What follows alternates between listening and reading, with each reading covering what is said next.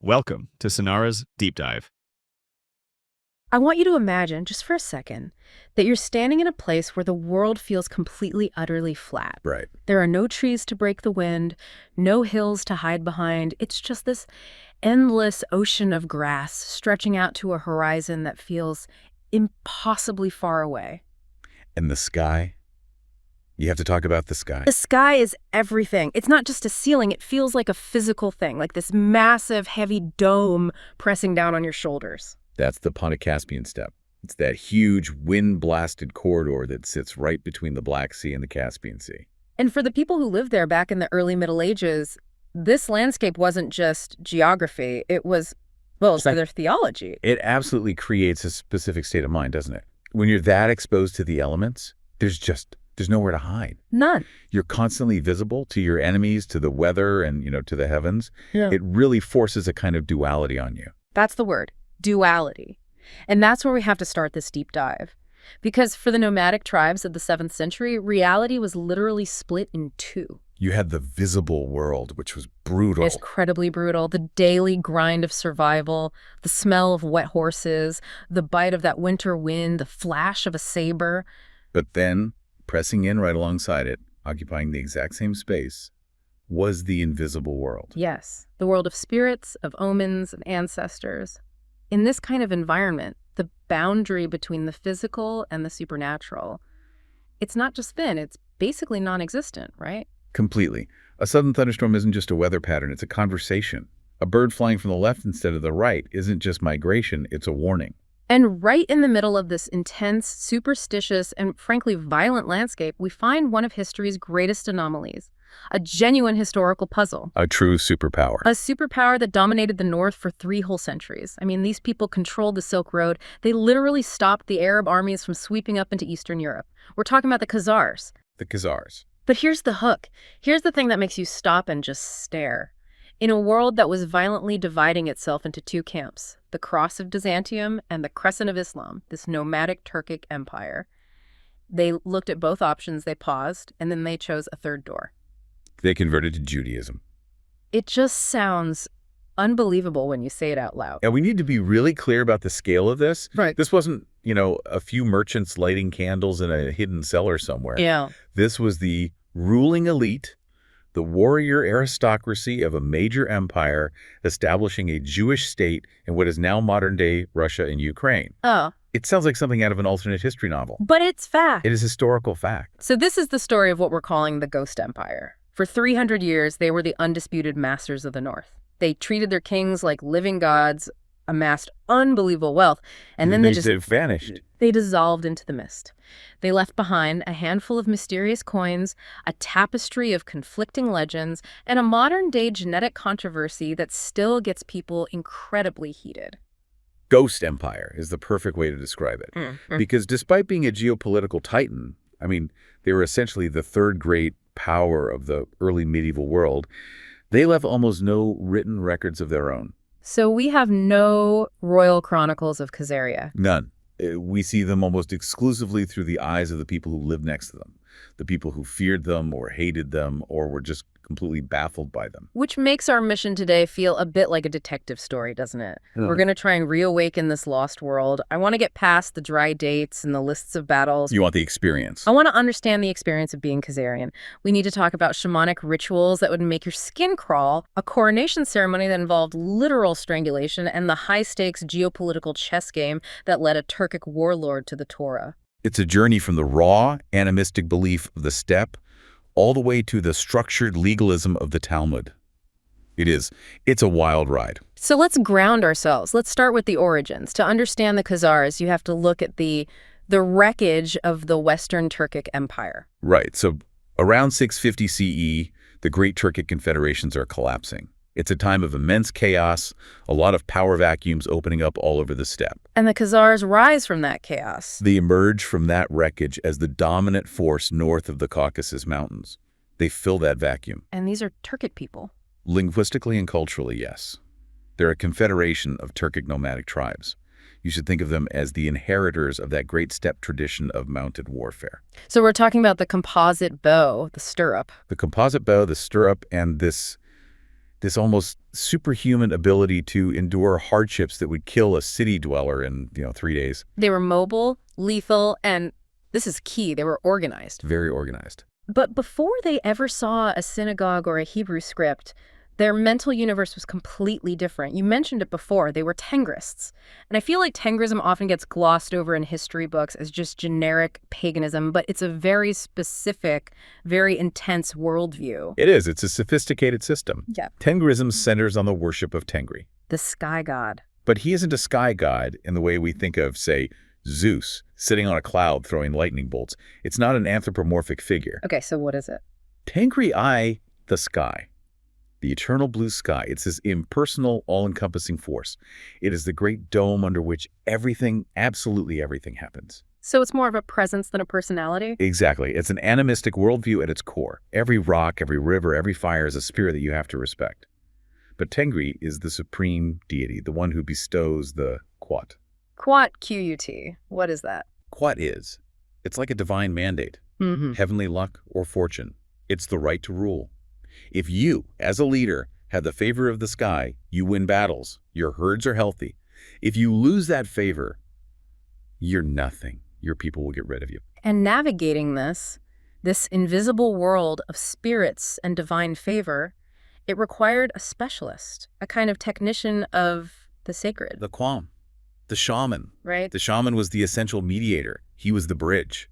In a world governed by omens where a sudden sickness in your horse herd could signal that the spirits of the river are angry, you needed someone who could fix that. Someone who could cross that boundary. Someone who could go into a trance, travel to the spirit world, bargain with the spirits, and find out what's wrong. I was reading about some of the rituals, and they're incredibly sensory. This isn't about quiet prayer and a nice, neat pew. This is about fire and blood and drumming. Fire is absolutely central. Fire is a purifying force. In all Turkic traditions, fire burns away evil spirits. It burns away ill intent. I've read about this. Foreign ambassadors. Yes, we have accounts that say foreign ambassadors had to pass between two great bonfires before they could approach the Khazar leader. To cleanse them. The idea was that if they carried any malicious intent, any dark magic or bad spirits with them, the fire would strip it all away before they got close. But the most potent symbol, the most valuable sacrifice of all, it had to be the horse. Oh, without question. The horse wasn't just transportation for these people. It was a partner. It was a soul bond. So when a great warrior or a leader died... He couldn't just walk into the afterlife on foot. That would be humiliating. He had to ride in with all his status intact. And we found proof of this, right? The burial mounds. We found burial mounds, the kurgans, that are filled with the skeletal remains of dozens of horses, all sacrificed and arranged to accompany their master into the next world, along with his weapons and armor. It just paints this picture of a society that is so incredibly visceral. Life, death, the afterlife, it's all connected by blood and soil and the wind. And that intensity was absolutely reflected in how they structured their society. We have these descriptions from Arab geographers that are, frankly, very confusing to modern ears. The white Khazars and the black Khazars. Exactly. Right. When I first saw that in the notes, my first thought was, okay, is this a racial thing? Or are we talking about skin color? It's a very natural assumption, but it's probably wrong.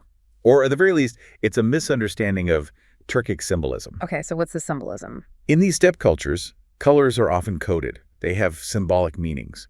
White, or ak, usually denotes the upper world, the celestial, the nobility, the sacred, the ruling house. And black? Black, or kara, refers to the commoners, the lower classes, the people of the earth. So black Khazars are just the working class, the common folk. Essentially, it's a social designation, not a racial one. But the Arab chronicler, Ali Dakri, he takes it literally, and his description has caused a lot of confusion. What did he write? He writes that the white Khazars have reddish hair, blue eyes, and white skin, while the black Khazars are swarthy like Indians. That is a very, very specific physical distinction. It's not vague at all. It is. And it might hint that the ruling elite were actually a different ethnic group than the subject tribes they ruled over. Perhaps a kind of ruling caste that practiced strict endogamy. But that's not the consensus view. The consensus is that Al-Diakru was probably conflating the symbolic names with physical descriptions he'd heard. He heard black Khazar and just assumed they must literally be dark-skinned. The reality was likely a multi-ethnic confederation where your status, not your melanin, determined whether you were considered white or black. So we have this stratified shamanistic warrior society, but the thing that really, really blew my mind, the part that feels truly alien, is their government. They didn't just have a king. No, they had two. A dual monarchy. A diarchy. And this is absolutely critical to understanding the Khazar mindset. You have to have two kings. Okay, let's unpack the division of labor here because it is just fascinating. All right. First, you have the Kagan. He is the great king, the sacral king. So he's the Holy One. The Holy One. He lives in the capital, Atil, in total seclusion. He almost never shows his face. He doesn't command the army. He doesn't set tax rates. His power is purely spiritual. He's the vessel for the court. He is the living container of that heavenly luck we talked about. So he's like a living battery that's just charging the empire. That is a brilliant analogy. He is a national talisman. As long as he is alive and charged up, the crops will grow, the rains will fall, and the enemies will die. But because he's so holy. He's also taboo. He is too dangerous to be around. You can't just hang out with the Kagan. He's too radioactive with holiness. Okay, so that's king number 1. What about king number 2? That's the Beg. Yeah. Sometimes he's called the Isha or the Malik. He is the executive king. He runs the show. He's the one who gets his hands dirty. He leads the army. He manages the economy. He dispenses justice. If you were a foreign diplomat visiting Khazaria, you would meet the Beg. You would probably never even see the Kagan. It reminds me a little bit of the shogunate in Japan, where you have the divine emperor who's hidden away in the palace, and then you have the shogun who actually wields the sword and runs the country. It's a very similar dynamic, that classic separation of the sacred and the temporal. But the Khazars took the sacred part to a terrifying extreme. You mean the coronation? Getting the job of Kagan sounds like the worst promotion in history. So let's talk about the strangulation ritual, because when I read this in the source material, I honestly had to put the paper down and just walk away for a minute. This is from Ibn Fadlan, isn't it? Yes, Ibn Fadlan. The same Arab traveler who gave us so many incredible details about the Vikings and the Russes. He also wrote about the Khazars. And he describes the initiation of a new Kagan. Oh, okay, so what happens? The nobles would take the candidate, the man who has been chosen by heaven, and they would wrap a silk cord around his neck. And they just start choking him. They pull it tight. They strangle him until his eyes are bulging out, until he's gasping for air, right on the very edge of unconsciousness. My God. And in that liminal state, that moment between life and death, they scream a question at him. What do they ask? How long will you reign? And he has to answer while he's being strangled. He has to gasp out a number. 30 years, 40 years, whatever he can manage to say. And that number becomes law. It becomes a literal expiration date for his reign. If he says 30 years, he gets to reign for 30 years. But here's the catch. If he lives even one single day past that number, they kill him. He is ritually executed by the nobles. It's a kill switch built into the coronation. It is.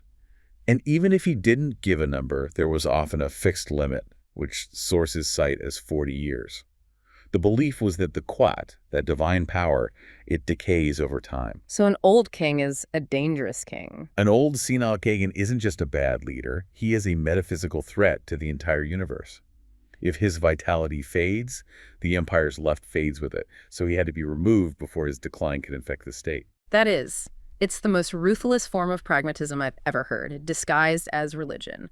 We love you, you're basically a god, but you have an expiration date, and we're holding you to it. It shows that the Kagan was less of a ruler and more of a religious object. He was owned by the state. He served a function. And this ritualistic tension, this danger, it seeped into daily life too, right? Even the Beg, the guy with the army and the sword, had to completely abase himself. Every single day, the Beg would go to the Kagan's palace, but he couldn't just walk in. No. He had to take off his shoes. He had to be barefoot. He would light a piece of firewood, again, that theme of fire as purification, and carry it in. Then he would prostrate himself, face in the dirt, and just wait to be summoned. Barefoot, burning wood, separation from the people. That imagery, it really rings a bell. It should. One of the most fascinating pieces of scholarship on this comes from a scholar named Egemen Kagri Mizrak. And he draws a direct parallel to the biblical story of Moses. It's like a burning bush. Exactly. God tells Moses, take off your sandals, for the place where you are standing is holy ground. So the theory is that the Khazars, they reinterpreted their old traditions. Mizrak suggests that while these rituals undoubtedly had deep shamanistic roots, fire is classic Turkic magic, as the Khazars began moving toward Judaism, they might have retrofitted their own customs. They started to see them through a new biblical lens. So the Kagan becomes a high priest, a Moses figure isolated in his holiness. Exactly. That is such a cool concept, that religious conversion isn't a hard reset, it's a remix. You keep the old behaviors, but you change the story you tell about why you're doing them. Precisely. They didn't stop being Turks to become Jews. They became Jewish Turks. They took the raw materials of their steppe culture, the sacred kingship, the fire rituals, the taboos, and they poured the wine of the Torah into those old vessels. So we have the shamanistic dual monarchy empire. They are powerful, they are weird, and they are frankly terrifying. But then comes the pivot. The 8th century arrives, and the Khazars find themselves in a geopolitical vice. The geopolitical squeeze. This is absolutely crucial. If you look at a map of the 8th century, Khazaria is stuck between two expanding monsters. Okay, who are the monsters? To the south and west, you have the Byzantine Empire, the Eastern Roman Empire.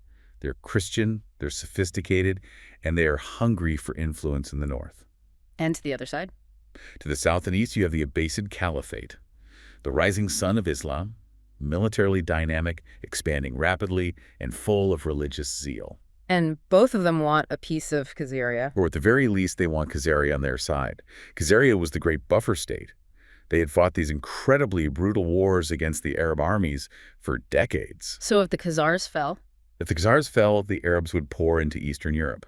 If the Khazars sided with the Arabs, Byzantium was in deep, deep trouble. So the Kagan, or I guess the Beg, is sitting there in his palace looking at these two options, and he realizes he has a fundamental problem. He has the junior partner problem. It's a classic dilemma. Yeah. If the Kagan converts to Christianity, who becomes his spiritual superior? The emperor in Constantinople. Right, and the patriarch of the Orthodox Church. He effectively becomes a vassal state of Byzantium.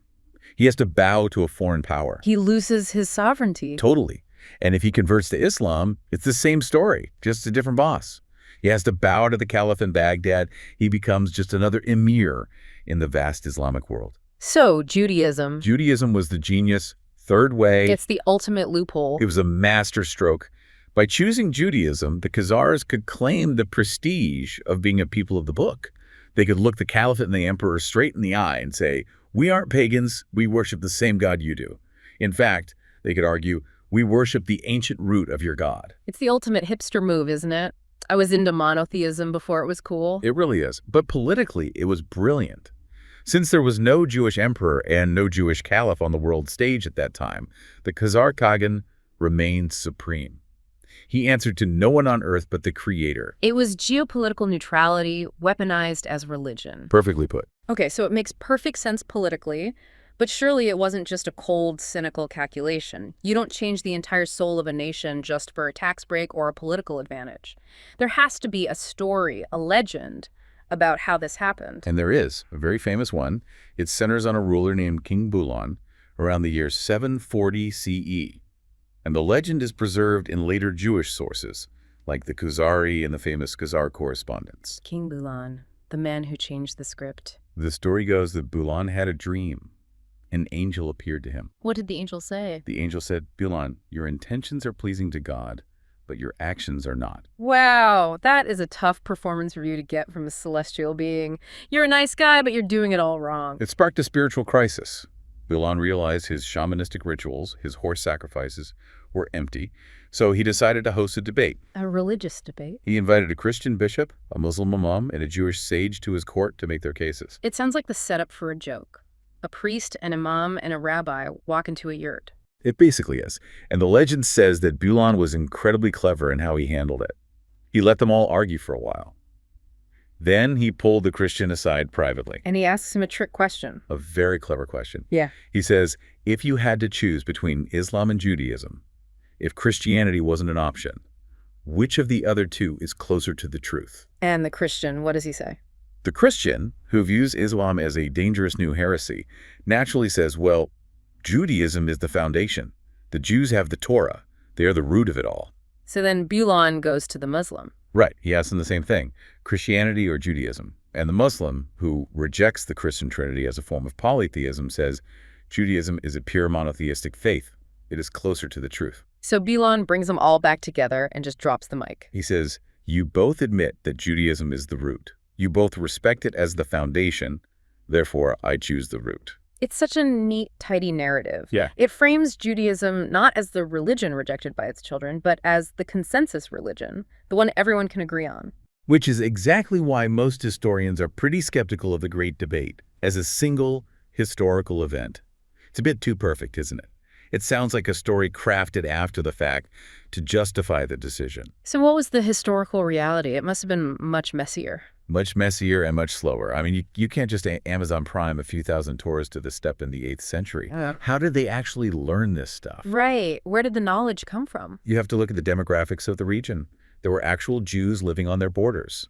For centuries, you'd had Jewish refugees fleeing persecution in both Byzantium and Persia, and many of them settled in the Caucasus and the Crimea. So you had this established diaspora community right on their doorstep. Exactly. And then you have the Rabbinites. The Rabbinites. These guys are incredible. They fascinate me. With this unbelievable guild of Jewish merchants, you could almost think of them as the FedEx of the Dark Ages. They ran the trade routes. They managed the trade routes all the way from France to China. They spoke multiple languages, they had these extensive networks of trust, and they passed through Khazar territory constantly. So they weren't just bringing silk and spices, they were bringing ideas. They were bringing literacy, they were bringing the Hebrew script, they were bringing news of the wider world, of philosophy, of law. It's much more likely that the Khazar elite slowly adopted these practices over decades. So it wasn't a sudden revelation, it was a gradual absorption. Maybe they started liking the dietary laws, maybe they adopted the Sabbath because it was good for trade. It was a process, not a single event, before they finally made it official state policy. You keep saying the elite, and that's a really important distinction we need to make, isn't it? Are we saying that the guy out herding sheep on the steppe just suddenly stopped worshiping Tengri and started rapping tefillin? Almost certainly not. The sources we have strongly suggest this was a top-down conversion. The royal house, the Khagan, the Beg and the nobility, the so-called white Khazars, they converted fully. But the common people, the black Khazars. It was a mix. It was a mosaic. You had Muslims, Christians, pagans, and Jews all living side by side. It was state Judaism, but it wasn't a monolithic Jewish nation where every single person was reading Hebrew and debating the Talmud. Which actually makes the archaeology so much more interesting, because what you find in the ground isn't pure Jewish artifacts. You find this amazing mashup. Right, and we have to talk about the Moses coin. Okay, the Moses coin. Where was this found? This was found in a place called the Spillings Hoard in Gotland, Sweden, of all places. It's a silver dirham that was minted in Khazaria. Now, a standard coin of that era would have been Islamic, right? Yes.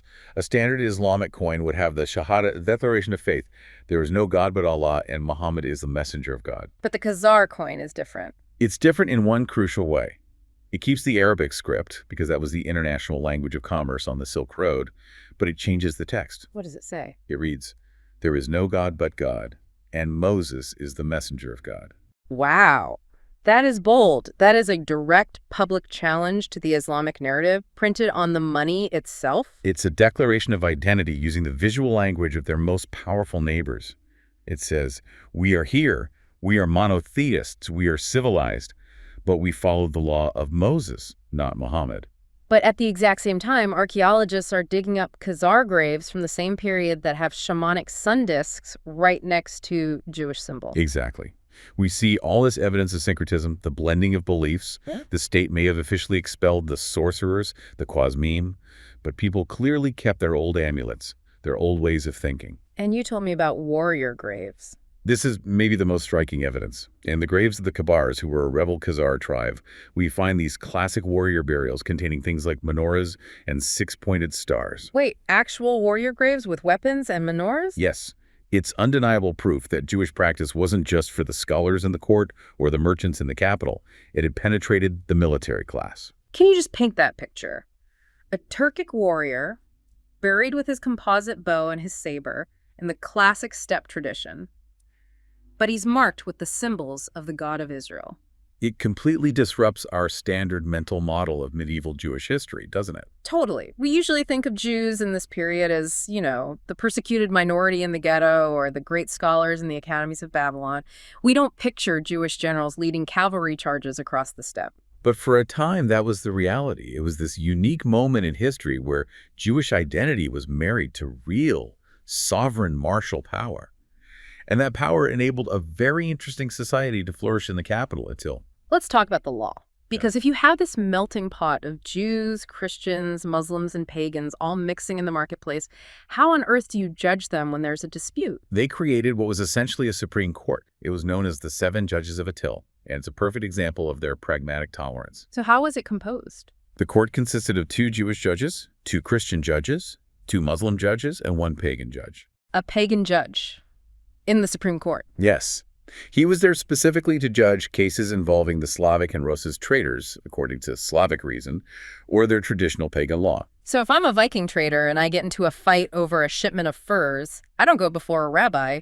I get the pagan judge. Exactly. And if you're a Muslim merchant from Baghdad, you are judged according to the Quran. If you're a Jew, you're judged by the Torah. The Khazar king guaranteed this legal protection for everyone. It was a cosmopolitan trading hub in the truest sense. It sounds incredibly modern, a multicultural, multi-religious society under a central legal protection. But we have to talk about the engine of this economy. We mentioned the Silk Road, but there was a much darker commodity flowing through Khazaria. We can't gloss over this. Khazaria was a major hub for the international slave trade. And who are the slaves? They primarily funneled populations, often Slavs captured in the forest to the north, down into the markets of the Abbasid Caliphate. This is where the etymology gets really dark, isn't it? Yes. The very word slave in many European languages, English, French, German, it comes from the word Slav. And the Khazar trade routes were a primary conduit for this human trafficking. It's a very stark reminder that while they were tolerant and religiously fascinating, they were still an empire of their time. They were pragmatic, and sometimes that meant they were ruthless. So life in the capital, Attil, was a trip. But I want to pivot now to how the rest of the Jewish world viewed them. Because they must have been hearing rumors. Hey, did you hear there's a Jewish kingdom out there somewhere with an army? It was a source of immense hope, bordering on messianic disbelief. You have to remember, Jews had been in exile for centuries at this point. They were a vulnerable minority everywhere they lived.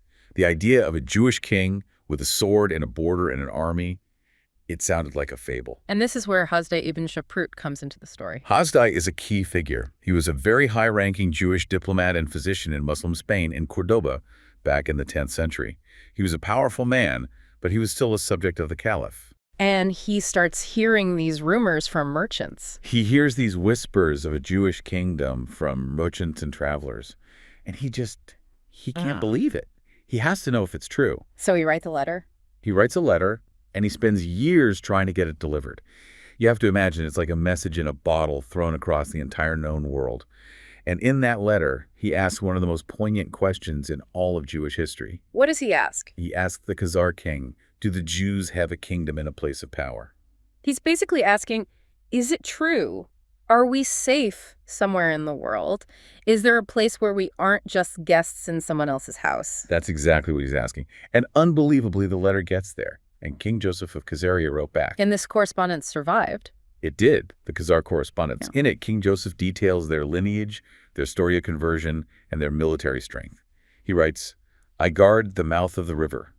I do not allow the Ruses to descend in their ships to the Arabs. He's saying, I am the shield of the civilized world. I am the gatekeeper. Precisely. That letter must have been absolutely electric when it finally arrived back in Spain. It would have changed the way they saw themselves, their place in the world. Completely. Yeah.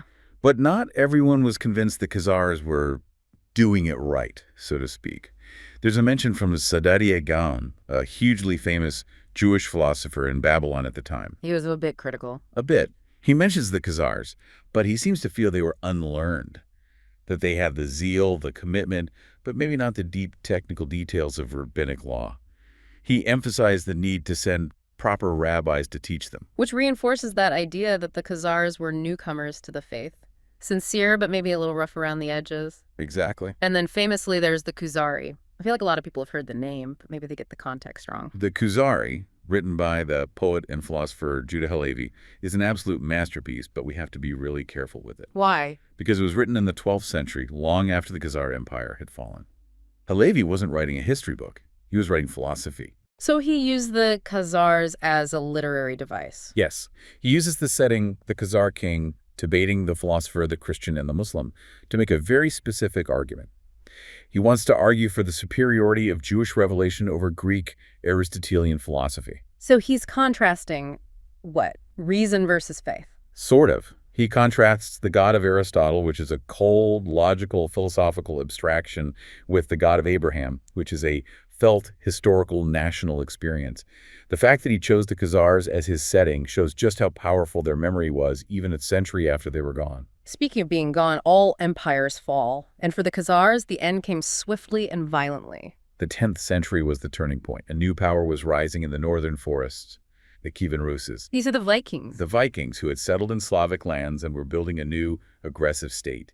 They were young, they were hungry, and they wanted control of the river trade routes that the Khazars had dominated for so long. And they came knocking violently. In 965 CE, a prince named Sviatoslav of Kiev launched a devastating invasion.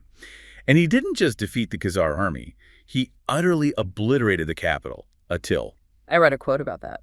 An observer at the time wrote, "Not a grape, not a raisin remains." That's total destruction, scorched earth. It broke the back of the empire.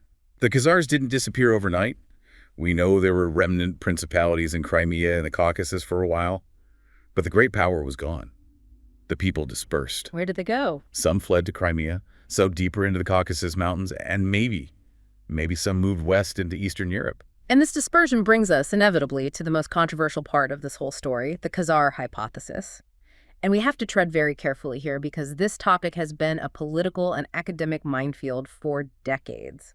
It certainly has. This is the theory that was most famously popularized by the writer Arthur Koestler in his 1976 book, The 13th Tribe. So what was Koestler's argument in a nutshell? Koestler's argument was that the Ashkenazi Jews of Europe, so the Jews of Germany, Poland, Russia, were not primarily the descendants of the ancient Judeans from the Bible. But were instead. He argued they were the direct descendants of the Khazars who fled west after their empire fell and resettled in Eastern Europe. Okay. And it's really important to understand his motivation for writing this, right? It's critical.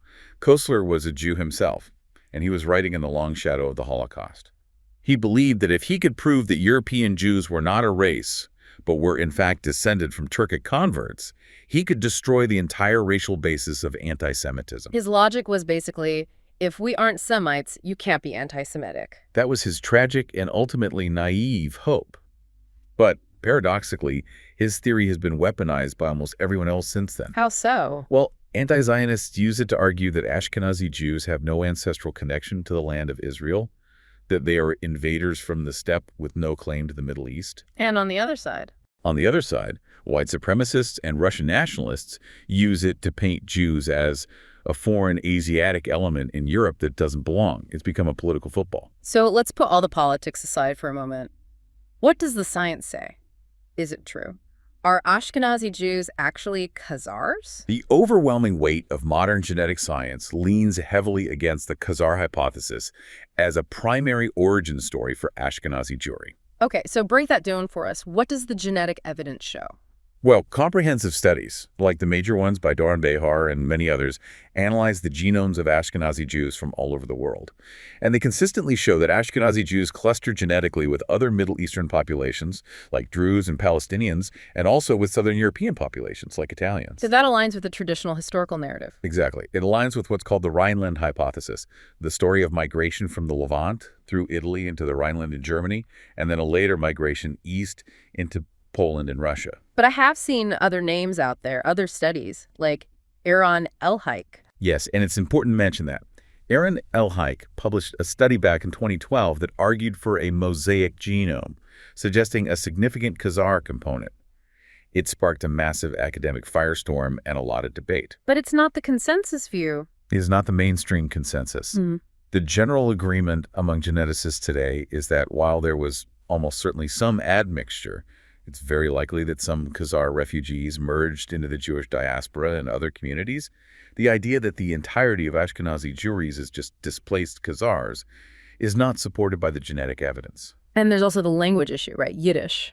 Right. The language is a huge piece of the puzzle. Yiddish is fundamentally a Germanic language. It has a big component of Hebrew and Aramaic and some Slavic influence, but its grammar and core vocabulary are Germanic. So if the Khazars were the main ancestors, you would expect Yiddish to have a Turkic grammatical structure, or at least a massive amount of Turkic vocabulary. It doesn't. The linguistic evidence just isn't there. So the Khazars didn't just pack up their bags and become the Jews of Poland. They just vanished. They dissolved. They were absorbed into the conquering Golden Horde, into local populations in the Caucasus like the Kumyks, and yes, very likely, some small streams of refugees were absorbed into the Karaite and Rabbinic Jewish communities they encountered. But as a distinct political and cultural entity, they were erased from the map. It brings us right back to that idea you started with, the Ghost Empire. They were this incredible bridge between East and West, between the shamanism of the steppe and the law of the synagogue. They were a singular experiment in history. I mean, think about it. In a world of rigid borders and identities that were inherited, not chosen, they made a conscious choice. They looked at the visible world of power politics and the invisible world of faith, and they charted their own unique course. It really makes you think about the nature of identity itself. We often think of our heritage as something that's in your blood, something you're just born with. But the Khazars, they chose their story. Precisely. They are a powerful reminder that identity can be an act of will. A nomadic warrior on the banks of the Volga could decide to bind himself and his people to the laws of a desert prophet from 2,000 years prior and 1,000 miles away. That's a profound leap of imagination. I just want to leave our listeners with one final image. I want you to picture that sacral king, the Kagan, sitting on his throne in his secluded palace in Atil. Okay. He's surrounded by the wealth of the Silk Road, by Chinese silks and Arab silver. He's protected by a personal guard of Muslim mercenaries. Yeah. He's judging his diverse people with a court of Christians, Muslims, and pagans. But in his hands, he's holding a Torah scroll. It's a powerful image. He's the most powerful man on the steppe, but he knows deep down that if he reigns one day too long, his own nobles will wrap a silk cord around his neck and strangle him for the good of the land. It is a terrifying, beautiful, and completely unique moment in human history. If the Khazars chose Judaism to remain neutral and independent, to be their own masters, is their true legacy not in their bloodline, but in that very idea? That in a world of massive empires demanding submission, they dared to write their own story, one that, in the end, vanished into the wind, leaving us only with questions. And perhaps that's the most enduring kind of legacy there is, the mystery itself. Thanks for diving deep with us. We'll see you next time. Thanks for tuning into Sonara's Deep Dive. Don't forget to subscribe so you won't miss any of our future episodes. I bring you fresh content every week. Thanks for listening.